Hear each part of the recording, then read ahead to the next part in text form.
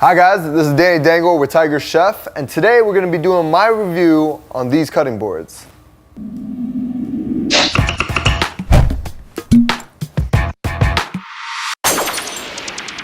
Alright, we're going to touch base on three major types of cutting boards today. The first one is Corian. Second type are plastic. And the last type is wood. Alright, so let's talk about Corian first. Corian has a very hard surface, and the good thing about that is it's never going to warp on you.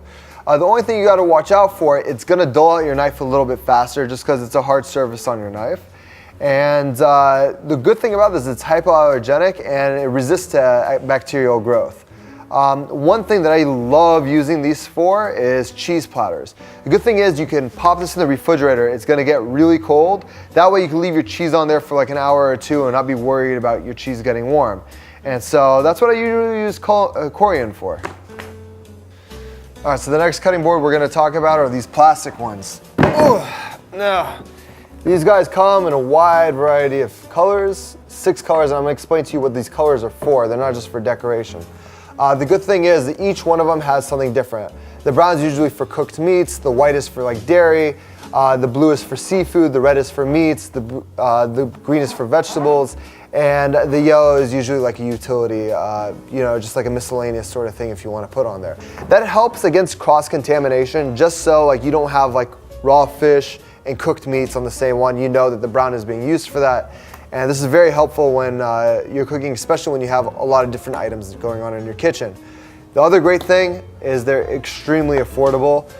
They run you about 50 to 75% cheaper than most other cutting boards, and they're easily replaceable. If you're missing the brown one, just buy another brown one, and you can go on your way with the set. Last but not least, my favorite, and that's the wooden cutting board. Now this thing is great because it's nice and big.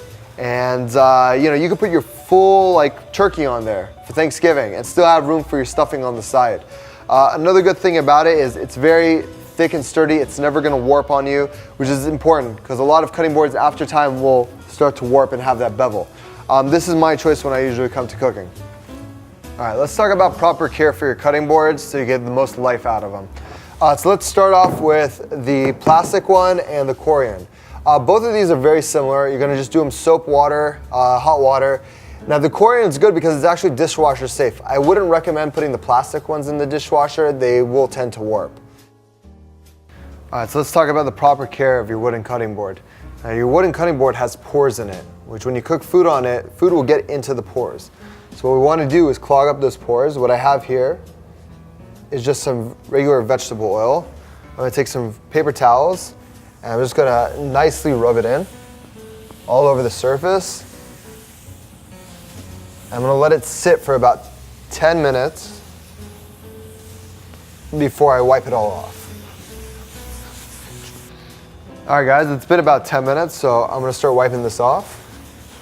Now you'll see it's still a little bit shiny. That's because there's still oil in it. Now that's totally fine. You actually want there to be oil. It keeps it moist and helps it from drying out. And there you go, your cutting board is ready to be stored. Now listen, if you don't want this oily surface touching other things, cover it with plastic or parchment paper, one of your choice. Thanks for tuning in to TigerChef to check out our review on cutting boards. These cutting boards can be found at the links below. And if you want, visit us at TigerChef.com for more interesting chef supplies. All right, so the other thing you want to watch out for is you don't want your cutting board to move when you're actually cutting. So the way that I protect against that is I just take 2 paper towels. You could just take a regular towel, damp it in a little bit of water, and just put it right underneath the cutting board, just like so, one on each side, and boom, you're ready to go and cut without this thing moving.